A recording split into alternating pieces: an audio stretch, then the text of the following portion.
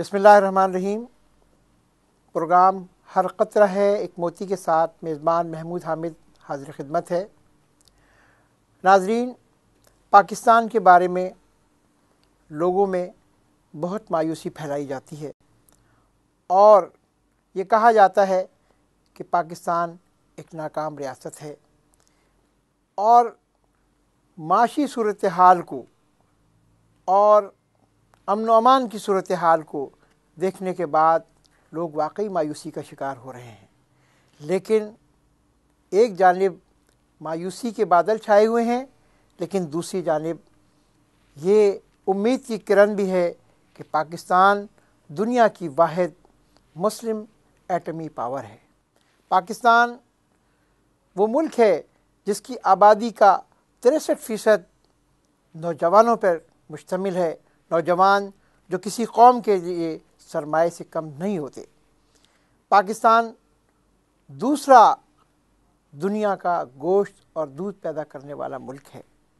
पाकिस्तान तीसरा कपास के बीज पैदा करने वाला मुल्क है और पाकिस्तान का नंबर चौथे नंबर पर आता है कि दुनिया में कपास पैदा करने वाला मुल्क है। इसी तरह पाकिस्तान के अंदर टैलेंट की कमी नहीं है और उसी टैलेंट की बुनियाद के ऊपर इस मुल्क का सरमायादार हो या छोटा दुकानदार या कॉटेज इंडस्ट्री चलाने वाला, वो अपनी मेहनत से, अपनी लगन से इस मुल्क की तरक्की के अंदर किरदार अदा कर रहा है।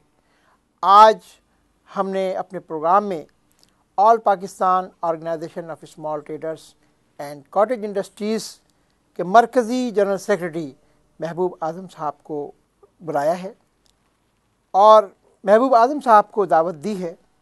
हम उनसे गुफ्तगू का आगाज़ करते हैं।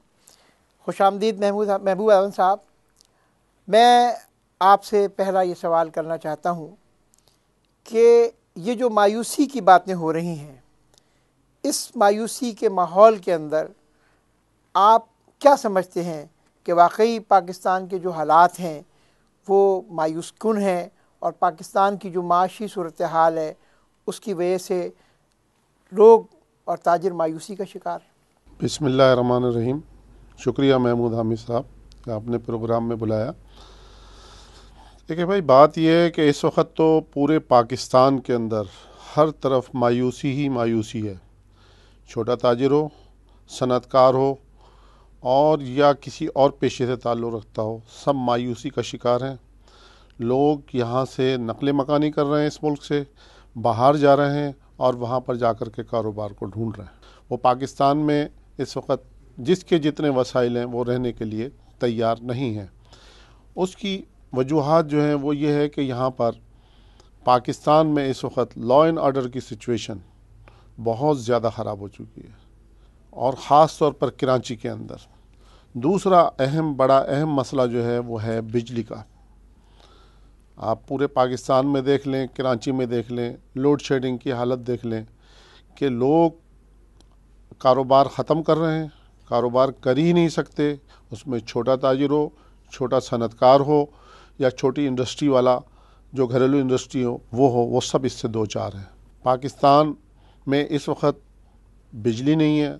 बिजली को लोगों ने किसी तरीके से कंपनसेट करा था, तो अब उन्होंने गैस का बहरान पैदा कर दिया। गैस का बहरान पैदा करने के बाद अब लोग अपने घरों में ये कि लोगों के गैस नहीं आ रही, अपने घर के चूल्हे नहीं जला सकते, खाना नहीं पका सकते, तो बताइए क्या होगा। इतने हालात ख़राब हो चुके हैं कि मैं नहीं समझता कि ये मायूसी से हम कैसे निकलेंगे। ये तो अल्लाह ताला की कोई रहमत आ जाए, कोई अल्लाह ताला की तरफ कोई ऐसा मौजज़ा हो जाए, तो ये कि हम उन हालात से निकल करके और पाकिस्तान के लिए कोई काम कर सकते हैं या सोच सकते हैं। तो आपके ख़्याल में क्या बुनियादी वजह क्या है मायूसी की? आप ये समझते हैं कि लॉ एंड ऑर्डर का मसला है, बिजली का मसला है या कोई और मसला है, या ये कि जो यहाँ पर सियासी बदअमनी है या सियासी तौर पे गैर मुस्तहकम हुकूमत है या इस्तेहकाम नज़र नहीं आता, वो वजह है? क्या वजह है आपकी नज़र में? देखिए, सबसे बड़ी वजह तो इस वक्त जो हुकूमत है उसने ऐसे हालात पैदा कर दिए हैं कि कोई आदमी भी इस वक्त गैर यकीनी की सूरत हाल है पूरे मुल्क के अंदर। सदर कुछ कह रहा है, वज़ीर आज़म कुछ कह रहा है, समझे जनाब, कोर्ट्स कुछ कह रही हैं, आर्मी चीफ कुछ, मतलब एक ऐसी खिचड़ी पक गई है कि आम आदमी तो परेशान हो गया है कि क्या करे। जो मसाइल थे उसकी तरफ कोई तवज्जो नहीं दे रहा, सियासी पार्टियां हैं वो इस तरफ कोई तवज्जो नहीं दे रही, वो अपनी अपनी अपना अपना राग अलाप रही हैं कि जनाब हम इक़्तिदार में आ जाएंगे, हम ये कर लेंगे, हम इक़्तिदार में हम ये कर रहे हैं। अरे भाई, आम आदमी की जो ज़रूरियात ज़िंदगी हैं वो आपने पूरी करी या नहीं करी? आपने लोगों को बिजली फराहम करी, नहीं करी? नहीं करी। रोज़ाना दिन ब दिन जो है लोड शेडिंग में इजाफा हो रहा है। तो कारोबारी आदमी जो छोटा ताजिर है वो कहाँ जाएगा, किससे कारोबार करेगा? जब बिजली नहीं होगी, जब उसको सामान नहीं मिलेगा, जब वो दुकान खोल करके नहीं बैठेगा, जब उसके पास ग्राहक नहीं आएंगे तो कारोबार क्या होगा? लॉ एंड ऑर्डर की सिचुएशन है वो इतनी ज़्यादा ख़राब है कि आपको पता है कि आए दिन जो है यहाँ पर अभी तक लाशें मिलती हैं रोज़ाना। 2-3 तो एक मामूल है, मतलब मामूली सी बात है कराची जैसे शहर में 2-3 मतलब ये कि बॉडियों का मिल जाना। उस तरफ हुकूमत की कोई तवज्जो नहीं है बिल्कुल। इस वक्त हुकूमत जो है नाअहल हुकूमत, मैं तो इसको कहूँगा कि इसके आने के बाद तो पाकिस्तान की मईशत को, पाकिस्तान के ताजरों को और ख़ास तौर पर छोटे ताजरों को, जो बेचारे बड़े देखे ना सनतकार हैं, वो तो क्या है कि अगर पाकिस्तान में उसकी सनत नहीं चल रही तो उसने तो अपना सरमाया बाहर मुंतकिल कर दिया, वो बाहर चला गया। एक छोटा दुकानदार वो कहाँ जाएगा? आप मुझे बतलाइए इन हालात में। वो तो बेचारा जो है ना उसी को किसी ना किसी तरीके से चलाने की कोशिश करता है, वो तो जा ही नहीं सकता। फिर उसके बाद हुकूमत ऐसी पॉलिसियाँ लेकर के आ रही है, इनकम टैक्स की अभी जो मौजूदा पॉलिसी लेकर के आई है वो इतनी। ये तो आप इनकम टैक्स के ऊपर निकल गए, और मैं बात ये करना चाहता कि ये जो आपने पहले एक बात कही है कि बिजली का मसला है, आप ये बताएं कि इस वक्त भी जो मतलब ये कि सर्दी का मौसम है, इस वक्त कराची के अंदर भी मैं समझता हूँ कि 8 और 7 का टेम्परेचर है। इस माहौल के अंदर जबकि बिजली का इस्तेमाल, पंखे इस्तेमाल नहीं हो रहे, फिर एयर कंडीशन इस्तेमाल नहीं हो रहे, तो फिर इस वक्त 12 घंटे और 14 घंटे की जो लोड शेडिंग हो रही है उसकी क्या वजह है? महमूद हामिद साहब, बात यह है कि लोड शेडिंग तो मसला ही कोई नहीं है, ये तो मैं कहता हूँ कि हुकूमत ने खुद साख्ता इसका बनाया। आप मुझे एक बात बतलाइए कि इस वक्त जो है तकरीबन पूरे कराची के अंदर 5 से 6 घंटे की लोड शेडिंग हो रही है इस सर्दी के मौसम में। अच्छा, गर्मी में भी वो करते, पूरे पाकिस्तान में हो रही है लोड शेडिंग। आप मुझे एक बात बतलाइए कि इस वक्त पोजीशन ये है कि आपकी कराची की तकरीबन 25 से 30% इंडस्ट्री बंद हो चुकी है और उसके बाद भी लोड शेडिंग के अंदर मतलब ये कि इजाफा हो रहा है जी। तो आप मुझे बतलाइए कि 30% इंडस्ट्री पहले तो हुकूमत ये सोचेगी क्यों बंद हुई है? जी। सिर्फ इस बिजली की और लॉ एंड ऑर्डर की सिचुएशन की वजह से बंद हुई ना। जी। उसके बाद आप मुझे बताइए जब ये इंडस्ट्री बंद हो गई तो बिजली तो आपके पास एक्सेस हो गई, फिर ये पोजीशन क्यों आ रही है कि आपको लोड शेडिंग करनी पड़ी है? मसला ये नहीं है कि यहाँ पर क्या कहते हैं आपके पास ये कैपेसिटी नहीं है या आप बिजली नहीं पैदा कर सकते। ये सब झूठ बोलते हैं, सब फ्रॉड कर रहे हैं आवाम के साथ। ये आवाम को ऐसे मसरूफ़ रखना चाहते हैं कि वो सिर्फ इसी तरफ लगी रहे और वो असल मसले की तरफ से हट जाए। आप मुझे बतलाइए कि बिजली की लोड शेडिंग जो ये कर रहे हैं, ये कहते हैं जनाब हम गैस से करते हैं तो हमें सस्ती पड़ती है, हम फर्नेस ऑयल से करते हैं तो हमें महंगी पड़ती है। अरे भाई, ये हमारा मसला थोड़ी है कोई। हमारा मसला तो ये है कि जब हम आपको बिल पेमेंट कर रहे हैं तो आप हमें बिजली दें। ये आपका मसला है कि आपको सस्ती पड़ रही है या महंगी पड़ रही है। रेट आप बढ़ाते जा रहे हैं, कहाँ से कहाँ तक ले गए आप रेट। 20 रुपये यूनिट इस वक्त कम से कम रेट हम मतलब ये कि भर रहे हैं बिजली का, दुकानदार जो है, समझे जनाब। और इंडस्ट्री में चले जाते होता तो ये है कि जहाँ पर क्या कहते हैं आदमी ज़्यादा कोई होलसेल में चीज़ लेता है तो रेट कम हो जाते हैं, लेकिन यहाँ पर उल्टा हिसाब हो रहा है। कम यूनिट खर्च करेंगे तो रेट कम है, ज़्यादा यूनिट खर्च करेंगे तो रेट बढ़ जाते हैं। उल्टा हिसाब है यहाँ पर। मतलब अच्छा, फिर क्या कहते हैं लोड शेडिंग के बाद लोड शेडिंग हो रही है मुस्तकिल। मतलब बतलाइए कि हम कहाँ, दुकानदार कहाँ जाएगा, क्या करेगा? घर पर जाता है वहाँ पर लाइट नहीं होती, दुकान पर आता है वहाँ पर लाइट नहीं होती। ज़हनी मरीज बना दिया है इसने, मतलब ये कि KSC ने और वापडा ने। महबूब आजम साहब, ये आपके कहने का मकसद ये है कि ये जो लोड शेडिंग है इसका ताल्लुक बिजली की कमी से नहीं है, बल्कि ये जानबूझ के की जा रही है। बिल्कुल बिल्कुल। तो इसका क्या बेनिफिट है और किसको हो रहा है इसका बेनिफिट? इसका बेनिफिट जो है हुकूमत को हो रहा है। अच्छा। आप देखें कि सितम ज़रीफी तो यह है कि मतलब बिजली 6-6 घंटे 8-8 घंटे नहीं आ रही, लेकिन बिजली के बिलों में कोई कमी नहीं आई और बढ़ जाते हैं बिल। बतलाइए इसका बेनिफिट कौन उठा रहा है? देखिए महबूब साहब, बात यह है कि KSC तो अब हुकूमती इदारा नहीं है, वो तो एक प्राइवेट इदारा है, तो हुकूमत का इसमें क्या इंटरेस्ट है? हुकूमत का इंटरेस्ट ये है, हुकूमत ये चाहती है कि आवाम को ऐसे मसाइल में उलझा करके रखा जाए कि वो इस तरफ आए नहीं कि महंगाई क्या हुई है, हुकूमत क्या कर रही है, लॉ एंड ऑर्डर की सिचुएशन क्या है। अब आप देखें ना कि लोग पहले बिजली की तरफ से परेशान थे, अब आप जा करके देखें कि CNG के ऊपर लाइनें लगी हुई हैं। CNG कौन इस्तेमाल कर रहा है? सरमायादार नहीं इस्तेमाल करता है, छोटा ताजिर इस्तेमाल करता है, क्योंकि वो सस्ती पड़ती थी, समझे जनाब। उस तरफ लगा दिया उसको कि 2 दिन की बंदिश हो। मतलब पब्लिक को इस तरफ उलझा करके रखो कि वो हुकूमत की तरफ आए नहीं और हुकूमत जो है अपने अल्ल तल्ले जो है पूरे करती रहे। तो आपके ख्याल में इसमें KSC का कोई बेनिफिट इन्वॉल्व नहीं है? बिल्कुल है। KSC का क्यों नहीं है? आप देखें KSC में जो है, जो लोग मुलाजिम लोग जो हैं वहाँ पर, उन्होंने लाखों रुपए उनको तनख्वाहें दे रहे हैं। किस बात की तनख्वाहें दे रहे हैं भाई? क्यों दे रहे हैं उनको तनख्वाहें? क्यों नहीं वो किन लोगों की बात कर रहे हैं आप? वहाँ तो अभी मुजाहरे कर रहे हैं KSC के मुलाजमीन कर रहे हैं ना, उनके अफसरान की बात हो रही है। अफसरान की बात है कि उनकी आप तनख्वाहें देखें, उनकी आप अय्याशियाँ देखें। भाई ये जब क्या कहते हैं एक कंपनी लॉस में बकौल आपके जा रही है, तो इतनी भारी मुआवजे दे करके मुलाजमीन क्यों रखे गए बेचारे? एक तरह तो KSC के मजदूरों का आप इस्तेसाल कर रहे हैं, उनसे आप एग्रीमेंट करते हैं गवर्नर के साथ बैठ करके, और उस पर आप अमल दरामद नहीं कराते। तो आप तो मतलब ये है कि क्या उमामा आकर के आपको बोलेगा अमेरिका का सदर कि भाई आप इस एग्रीमेंट पर तो कम से कम अमल करो? बेचारे फाके कर रहे हैं वहाँ के। आप देखें गरीब जो है वहाँ के, जो मजदूर हैं, एम्प्लॉई हैं, उनके यहाँ फाके हो रहे हैं। उन्होंने अपने बच्चों की तालीमें ख़त्म करा दी, उन्होंने अपने घरों को बेच दिया।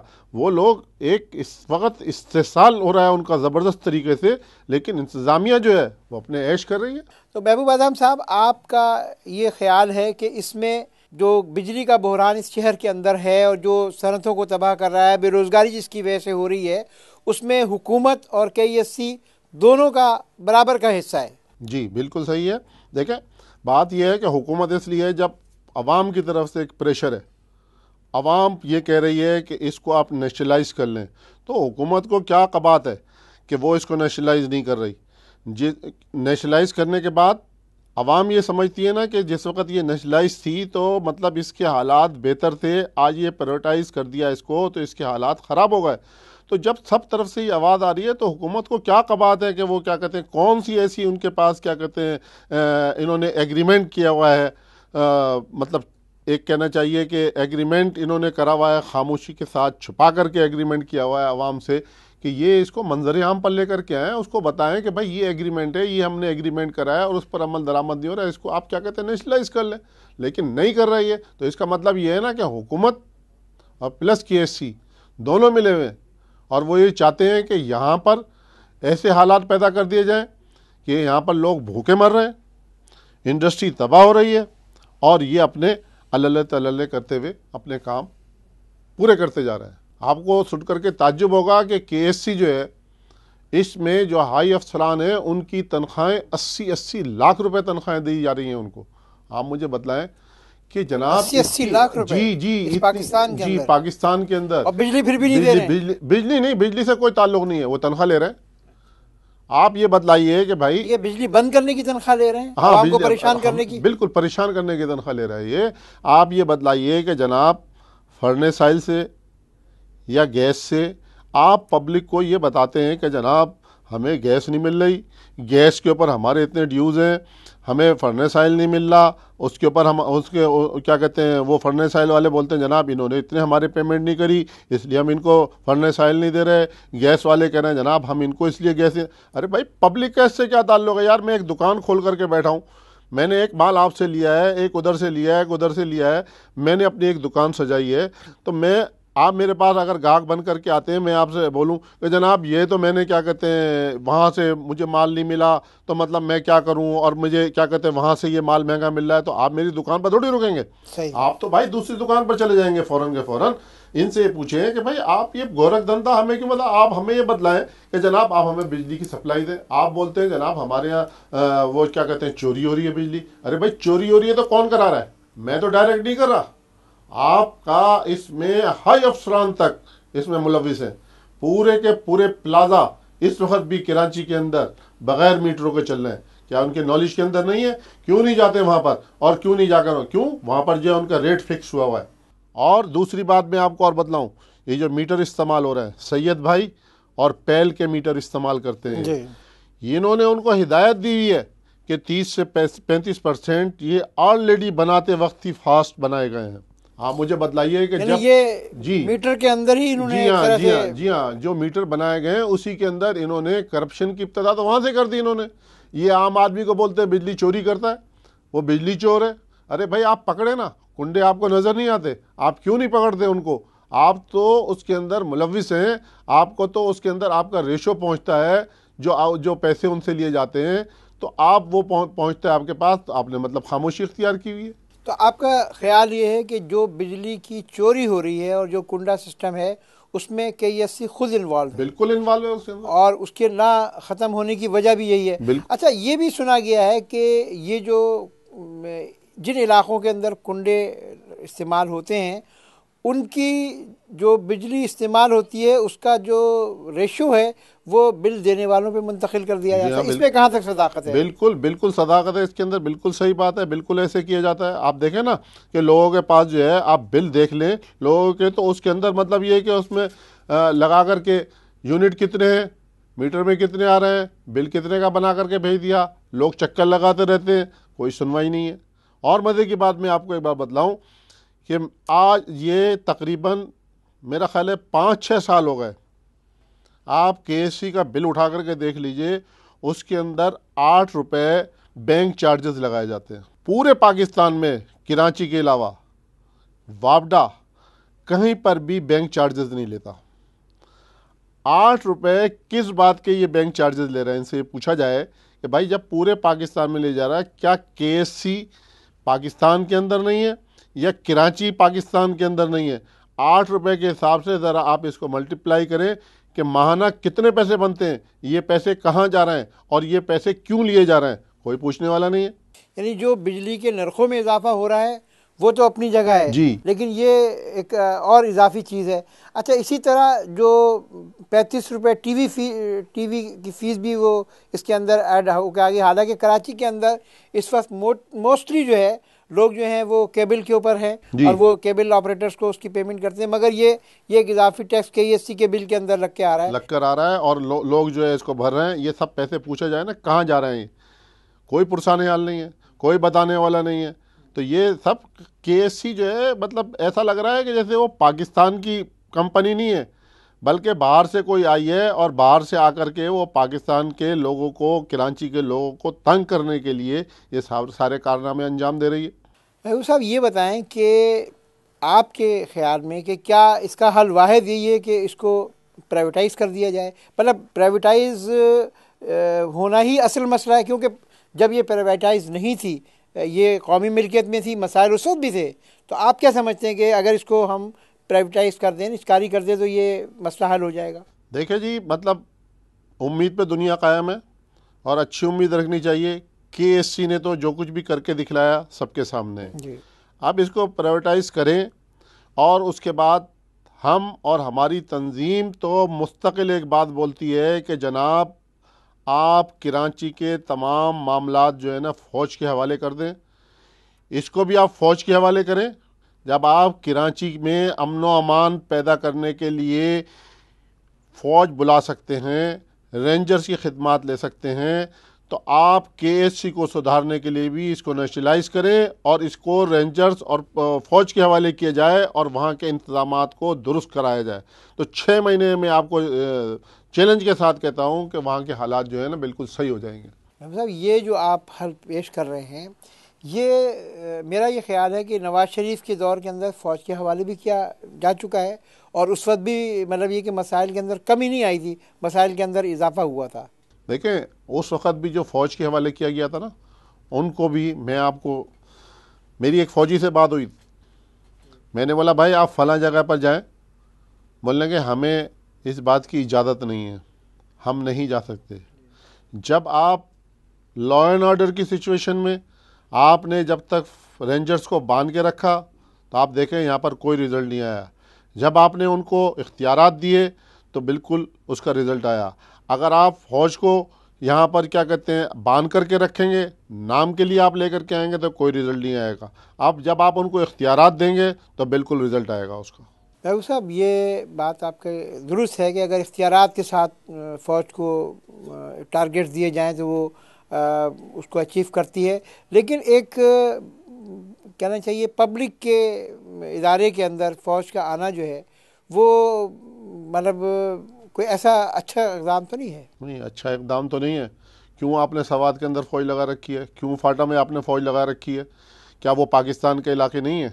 अगर यहाँ पर एक हालत को एक इदारे को सुधारने के लिए फॉर द टाइम बिंग 6 महीने के पीरियड के लिए, 3 महीने के लिए आप फ़ौज लगा देते हैं, तो क्या होता है? आज कराची में लॉ एंड ऑर्डर की सिचुएशन ख़राब है, आपने फ़ौज को बुलाया, फ़ौज को बुलाने के बाद हर एक बात को तस्लीम करता है कि हालात में बेहतरी आई। तो अगर आप हालात की बेहतरी के लिए, मैं ये नहीं कह रहा कि आप उसको मुस्तकिल क्या कहते हैं फ़ौज के हवाले कर दें भाई, उसको सुधारने के लिए आप क्या कहते हैं वहाँ पर अगर फ़ौज ले आते हैं थोड़े दिन के लिए, और वहाँ पर आप वो पिछले यहाँ पर जो चेयरमैन थे इसके नकवी साहब, आप उन तंजीम नकवी साहब, आप उन जैसे लोगों को लेकर के आए ना, आप उन जैसे लोगों को क्यों नहीं लेकर के आते? टेक्निकल लोग हैं। तंजीम नकवी साहब से मेरी बात हुई, उन्होंने मुझसे कहा कि मेरे हवाले करें केएससी, 6 महीने के अंदर अंदर मैं आपको क्या कहते हैं रिजल्ट दूंगा। आप क्यों नहीं ऐसे लोगों को लेकर के आते? तंजीम नकवी जैसे और भी बहुत सारे लोग होंगे ना ऐसे, आप उनको क्यों नहीं लेकर के आते? ये इनको जिनको कोई पता नहीं है, जिनको सिर्फ सूट पहनना आता है और गाड़ियों में बैठ करके और सेंट लगा करके आना जाना आता है, जब आप ऐसे लोगों को भर्ती कर करके और भारी मुआवजा दे करके अपने पास बिठा करके रखेंगे तो उसके रिजल्ट तो नहीं निकलेंगे ना। देखिए ना, इस वक्त जो सबसे बड़ी बात यह, हुकूमत को ये बात सोचनी चाहिए कि हमारी मईशत तबाह हो रही है, हमारा ताजिर तबाह हो रहा है, हमारी इंडस्ट्री तबाह हो रही है। इसकी बेहतरी के लिए अगर आपको कोई कड़वा घूंट पीना पड़ता है तो उसके पीछे क्या अवामिल है ऐसे कि हर तरफ से आवाज़ आ रही है कि केएसटी को नेशनलाइज करो, लेकिन हुकूमत की कान पर वो सुनती नहीं है, समझती नहीं इस बात को क्या हो रहा है। मैं आपसे पूछता हूँ, क्लिफ्टन में क्यों नहीं जाती लाइट जी? वहाँ पर लोड शेडिंग नहीं है। महबूब आजम साहब, आप ये फरमा रहे थे कि असल मसला ये है कि केएससी के जो मसाइल हैं या जो बुनियादी चीज़ें उसके ऊपर तवज्जो नहीं दी जा रही, ना टेक्निकल लोगों को नज़रअंदाज किया जा रहा है और इसको मतलब सियासी तौर के ऊपर इस मसले को लेके चला जा रहा है। एक बात मैं ये पूछूंगा कि चले, ये आपका कहना ठीक है कि हमारा एक मसला केएससी है, यहाँ के ताजरों का एक बड़ा मसला केएससी है, लेकिन जो इंडस्ट्री की तबाही है, जो मईशत को नुकसान है, वो लॉ एंड ऑर्डर का भी एक मसला आपने अभी बयान किया। तो लॉ एंड ऑर्डर के अंदर आप क्या समझते हैं? देखिए भाई, बात यह है कि जब तक इंडस्ट्री में जो लोग काम कर रहे हैं, दुकानों पर जो लोग काम कर रहे हैं मुलाजमीन, जब तक आप, फिर वही बात आ जाती है केएससी मेन इसके अंदर मतलब ये कि कसूरवार है। किस तरीके से?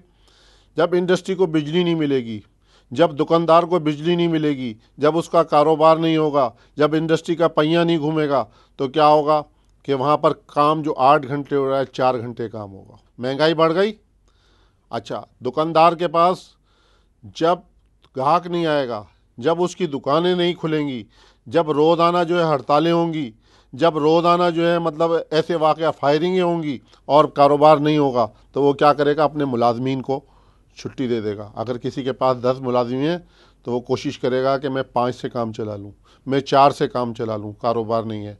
इसी तरीके से इंडस्ट्री के अंदर अगर 100 मज़दूर काम कर रहे हैं और 4-4 घंटे की लोड शेडिंग हो रही है, तो लामाला वो उन लोगों को कम कर देगा। जब कम करेगा तो क्या होगा? ये लोग कहाँ जाएंगे बेचारे? गरीब लोग बेरोजगार हो गए। बताइए, बेरोजगार हो गए। बिल्कुल। ये आप देखें, ये बेचारे भीख मांग रहे हैं। अफसोस होता है कि ये ऐसी जालिम हुकूमत है कि इसको एहसास ही नहीं है, इसको तो पता ही नहीं ना कि क्या हो रहा है। लोगों के घर में चूल्हे नहीं जल रहे 2-2 दिन तक। एक आता है मांगने के लिए, बोलता है भाई 2 दिन हो गए मेरे घर में चूल्हा नहीं जला है। उसको कोई पैसे देता है, कोई धुतकार देता है। अब जब उसको वहाँ से पैसे नहीं मिलेंगे तो वो पेट भरने के लिए क्या करेगा? लामाला वो चोरी का रास्ता इख्तियार करेगा। अच्छा, ग्रुप बनेंगे जो कि मतलब ये है कि भत्ता लेते हैं, जो मतलब ये है कि बसों में वारदातें कर रहे हैं, जो मतलब ये है कि ग्रुप बना करके लोगों को लूट रहे हैं, समझे ना। तो लॉ एंड ऑर्डर की पोजीशन तो ख़राब होगी ना फिर भाई मेरे। अच्छा, जब ये सब कुछ होगा, जब लॉ एंड ऑर्डर की पोजीशन ख़राब होगी, तो आप मुझे बतलाइए क्या होगा। अगवा भी होंगे लोग, और उसके बाद जो है लोगों को अगवा बराए तावान के तावान सिलसिले देना में पड़ेगा। जी। अच्छा जनाब, और उसके बाद ये है कि लोग बसों के अंदर लूट रहे हैं। तो ये मतलब हुकूमत के सोचने की बात है कि भाई जब एक केसी को सही नहीं होगी, ये तो इस वक्त तो पूरे पाकिस्तान का मसला बन गया कि गैस नहीं है, बिजली नहीं है, सीएनजी के लिए लाइनें लगवा दी हुकूमत ने। मेरे भाई जब ये हालात लॉ एंड ऑर्डर जब ख़राब होते जाएंगे, अब मुझे बतलाइए जब सीएनजी 2-2 दिन नहीं मिल रही है तो उससे क्या होगा। जो कंडक्टर है, बस का ड्राइवर है, जी जनाब, उसका हेल्पर है, ये बेचारे कहाँ जाएंगे। ये सब वो गरीब लोग हैं। और जब गरीब आदमी उठता है ना, तो ये सरमायादार जो है ना, इनके बंगलों को आगे लगा दी जाएंगी। ये अभी इस बात को नहीं समझ रहे हैं कि वो भूखा है 2-2 दिन का, 4-4 दिन के फाके कर रहे हैं। ये लोग बेचारे कहाँ जाएंगे।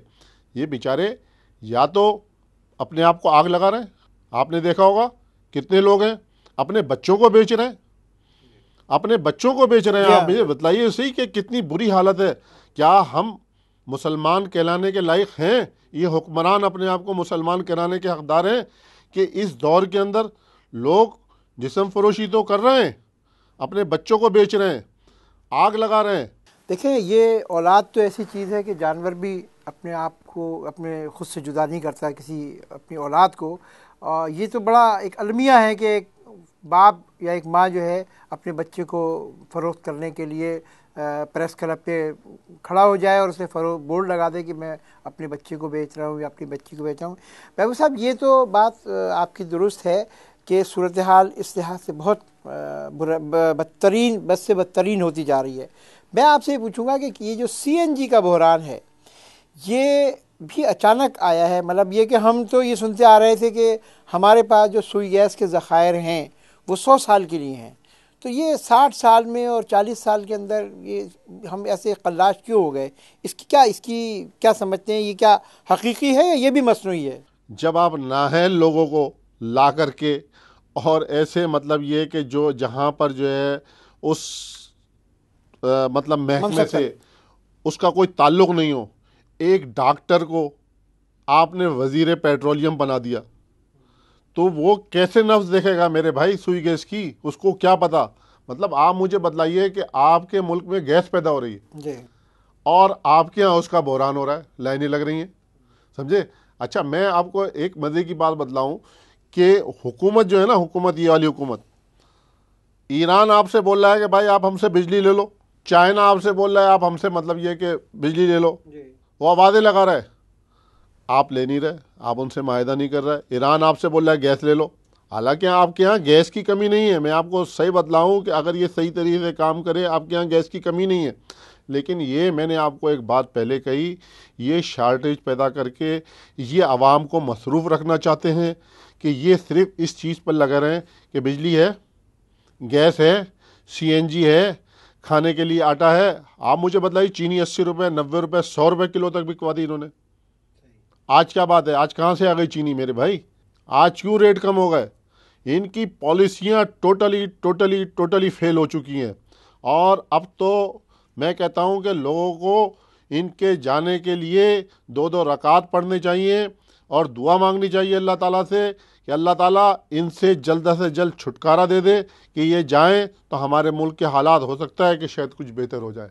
नहीं तो कोई इनसे तो कोई उम्मीद नहीं। आप मुझे बतलाइए, इन्होंने 4 साल में कौन सा कारनामा अंजाम दिया इस हुकूमत ने। हर तरफ से करप्शन की आवाज़ आ रही है। महबूब साहब, ये तो बातें हैं। आप भी बताएंगे रेंटल पावर के बारे में आप क्या कहेंगे कि वो भी एक बिजली के बहरान को हल करने के लिए एक स्टेप उठाया था हुकूमत ने। महमूद हामिद साहब, आप मुझसे इस बारे में कुछ ना पूछे, सुप्रीम कोर्ट तो सब कुछ कह चुकी है इस बारे में। अब सुप्रीम कोर्ट जैसा इदारा तो झूठ बोलने से रहा मेरे भाई, उसने सब कुछ बता दिया कि इन्होंने उसमें कितने फ्रॉड और कितने घपले करे। और जो वो आए हैं प्लांट, वो खड़े हुए हैं बेयारो मददगार, समझे जनाब, और उससे कुछ भी नहीं हो रहा। और उससे अगर इन्होंने बिजली लेनी शुरू करी तो पता चलेगा कि उसके रेट और बढ़ जाएंगे आपके यहाँ बिजली। मेरा ख्याल ये है कि इस सारी गुफ्तगू के अंदर जो बात सामने आ रही है वो ये कि मसला बिजली के बहरान का या गैस के बहरान का या CNG के बहरान का नहीं है, इस मुल्क का असल मसला करप्शन है। आप क्या समझते हैं? बिल्कुल बिल्कुल सही बात है, करप्शन ही है इसके अंदर, और क्या है। आप मुझे बतलाएं कि मैं तो नहीं समझता कि इस वक्त कोई भी हुकूमत का जिम्मेदार आदमी करप्शन से बरी जिम्मा हो। कोई हो इक्का दुक्का तो मैं कह नहीं सकता, लेकिन आप देख लें इल्ला माशाल्लाह। और मतलब ये है कि मुझे और आपको कहने की कोई ज़रूरत नहीं, आप अखबारात पढ़ते हैं, आप पता चलता है कि क्या कहते हैं कितनी करप्शन हो रही है, कहाँ कहाँ पर करप्शन हो रही है। लॉ एंड ऑर्डर की सिचुएशन कहाँ पर सही है, आप मुझे बताइए। कराची में सही है, पूरे सिंध में सही है, पाकिस्तान में सही है, पंजाब में सही है, सरहद में सही है, बलूचिस्तान में कहाँ पर सही है? कहीं पर भी सही नहीं है लॉ एंड ऑर्डर की सिचुएशन। जब तक लॉ एंड ऑर्डर की सिचुएशन सही नहीं होगी, आपका मुल्क तरक्की नहीं कर सकता। आप मुझे बताएं ना कि एक आदमी जो बेचारा डेली वेजेस पे काम करता है, जब बाज़ार बंद होंगे वो घर से निकलता है, नहीं पहुंच पाएगा, नहीं कारोबार करेगा, नहीं रेडी चलाएगा, तो वो शाम को क्या लेके जाएगा भाई अपने घर के अंदर? बिल्कुल सही है। महबूब साहब, एक बात ये बताएं कि ये जो अगवा बराए तावान की वारदातें बढ़ रही हैं, और ये हम मतलब ये कि हमने महसूस किया है कि बहुत तेज़ी के साथ इसके अंदर इजाफा हो रहा है, तो ये क्या अगवा बराए तावान की वारदातें जिसके अंदर करोड़ों रुपए तावान मांगा जा रहा है, ताजरों को अगवा किया गया, शहरियों को अगवा किया गया, तो क्या इसके ये बग़ैर किसी सपोर्ट के, पॉलिटिकल सपोर्ट के ये मुमकिन है? नहीं, बिल्कुल भी नहीं है। बिल्कुल इसके अंदर जो है मतलब जो लोग जो है कौमी असम्बली में, सूबाई असम्बली में करोड़ों रुपए खर्च कर करके आते हैं, उन्होंने मतलब ये है कि ये अपने ग्रुप्स बना लिए हैं और वो ये काम करा रहे हैं। आप मुझे बतलाइए कि इस वक्त भी आप CPLC में जाइए, वहाँ पर 500 से 600 केसेस रिकॉर्ड के अंदर मौजूद हैं अगवा बराए तावान के। बहुत तशवीशनाक बात है, बहुत तशवीशनाक बात है। और मतलब ये कि ये वो है, ये तो वो मतलब कहना चाहिए कि खामोश, मतलब ये कि वो है कि लोगों को पता ही नहीं है। मेरे साथ एक वाक़या हो गया, आपको पता नहीं है, आपके साथ वाक़या हो गया, नहीं पता, ये अखबारात में भी नहीं आता जनाब। और इस वक्त जो और वो जो जितनी बड़ी बड़ी डिमांड्स करते हैं और जनाब जिस तरीके से वो तंग करते हैं, तो आप क्या मतलब सोच भी नहीं सकते कि वो क्या क्या हरकतें कर रहे हैं और किस तरीके से लोगों को तंग कर रहे हैं। लेकिन हुकूमत जो है वो या हुकूमत के नॉलेज में नहीं है। CPLC का ऑफिस तो भाई गवर्नर हाउस में बना हुआ है। जी हाँ, बिल्कुल, पूरा रिकॉर्ड मौजूद है उनके पास, देख लेना, हुकूमत देखे ये क्या हो रहा है। तो मेरा कहने का मकसद ये है कि आपकी गुफ्तगू से जो हमने एक निचोड़ निकाला है वो ये कि बिजली का बहरान, गैस का बहरान और CNG का बहरान, ये बहरान तो अपनी जगह है, लेकिन इन सब बहरानों के ऊपर सबसे बड़ा बहरान जो इस मुल्क में है वो करप्शन का है, और उस करप्शन ही की वजह से ये तमाम मसाइल पैदा हो रहे हैं। नाज़रीन, आज के प्रोग्राम हर कतरा है एक मोती के साथ इजाज़त दीजिए। आज की गुफ्तगू के अंदर यही चीज़ सामने आई है कि इस मुल्क के अंदर ताजरों को, सनतकारों को और आवाम को जिन मुश्किलात का सामना है, उनकी असल बुनियाद करप्शन है। करप्शन के खात्मा कर दिया जाए तो तमाम मसाइल हल हो जाएंगे। नाज़रीन, महमूद हामिद को इजाज़त दीजिए। खुदा हाफिज़।